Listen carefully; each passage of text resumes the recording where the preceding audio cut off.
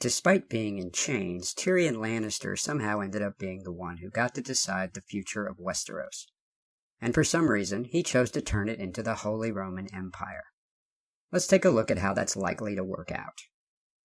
I say we take off and nuke the entire site from orbit. Welcome to the occupation. Hang your collar up inside. Hang your freedom higher. It's the only way to be sure. From now on, rulers will not be born. They will be chosen.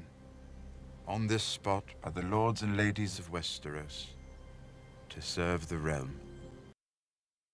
What Tyrion has just described is an elective monarchy. Interestingly, we don't see the lords of Westeros setting down a written constitution, but let's assume that they will actually do so, because if they don't, history tells us that Tyrion's new governing structure is not going to last very long.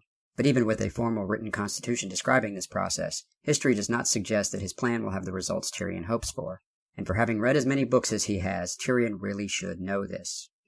My brother has his sword, and I have my mind, and a mind needs books like a sword needs a whetstone. That's why I read so much Jon Snow. Elective monarchies have occurred many times in human history, but they rarely tend to last. Oftentimes they persist in name only. They almost inevitably transform into hereditary monarchies over time, whether formally or in practice. Which is to say that even when a ruler felt compelled to pretend he hadn't ascended to the throne because of who his father was, that is actually what happened. Rome, for instance, was an elective monarchy. Prior to the Republic, kings were elected by the assemblies. Then, once the Republic was founded, the Constitution expressly forbade royal establishment.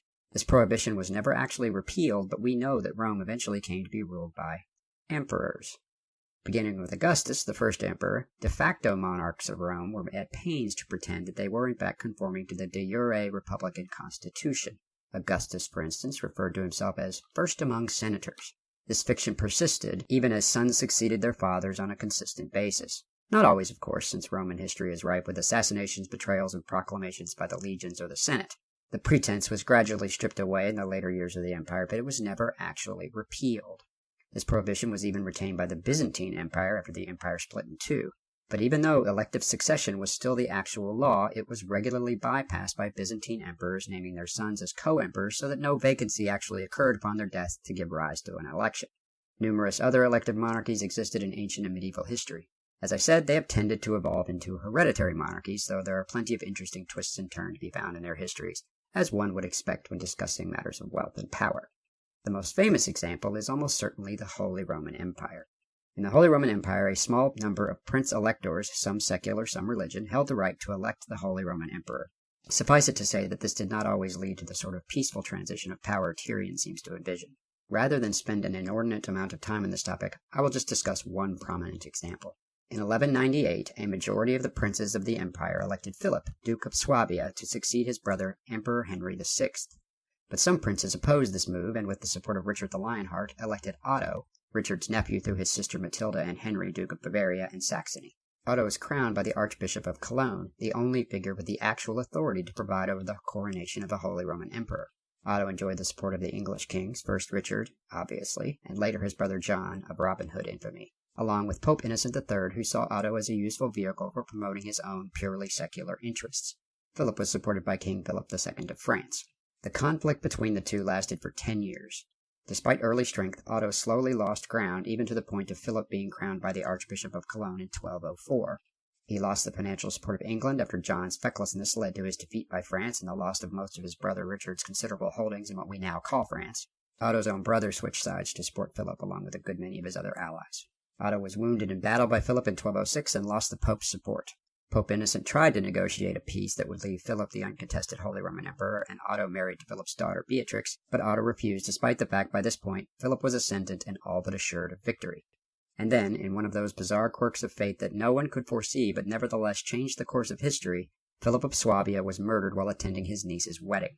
Otto was obviously suspected of being behind the crime, but the Bavarian count, also named Otto, who did the deed genuinely appears to have acted on his own. As best as history can tell, Piast Duke Henry I had realized that Count Otto was cruel and unstable and decided to dissolve Count Otto's betrothal to his daughter Gertrude out of concern for her well-being. In the way of crazy people the world over, Count Otto decided to prove Duke Henry right.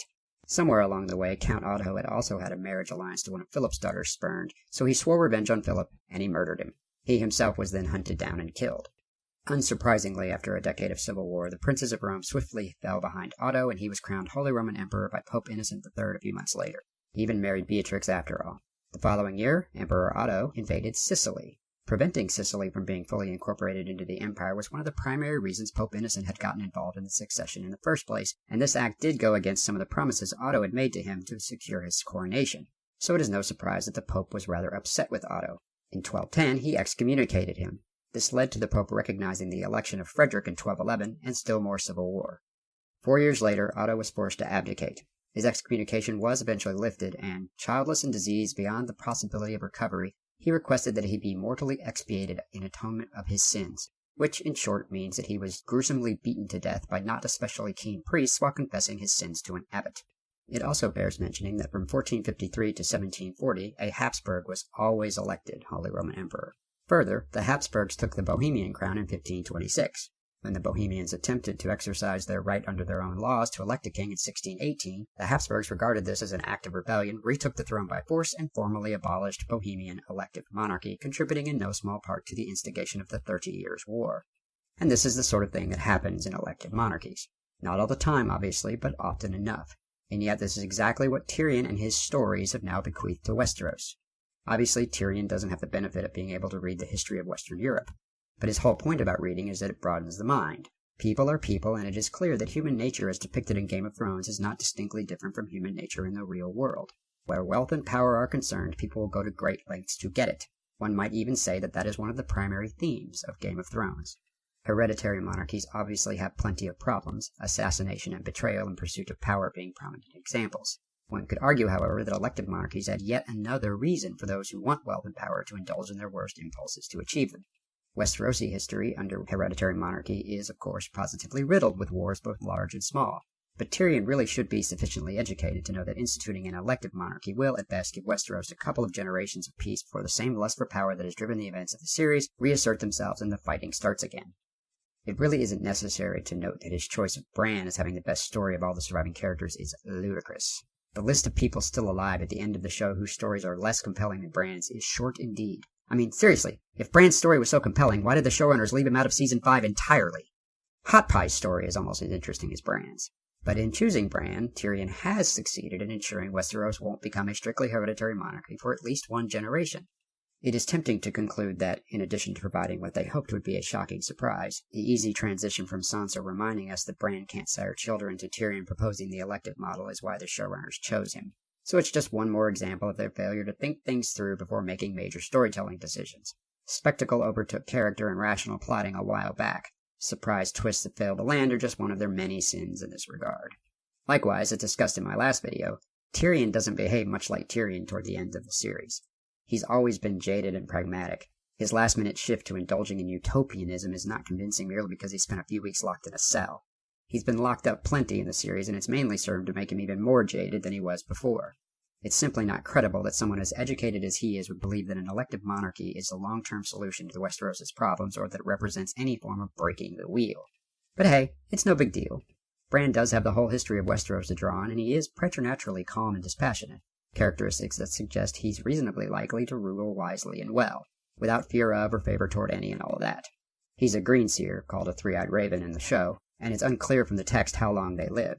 His predecessor as last greenseer is described in the books as having outlived his mortal span, but it's kind of suggested that he held on until Bran came along to take up the mantle. Nothing in the text suggests that greenseers are endowed with unusual lifespans. So in all likelihood, Bran will live a more or less normal human lifetime, and his successor will be chosen in a peaceful manner. After that, though, all bets are off. Thanks, Tyrion.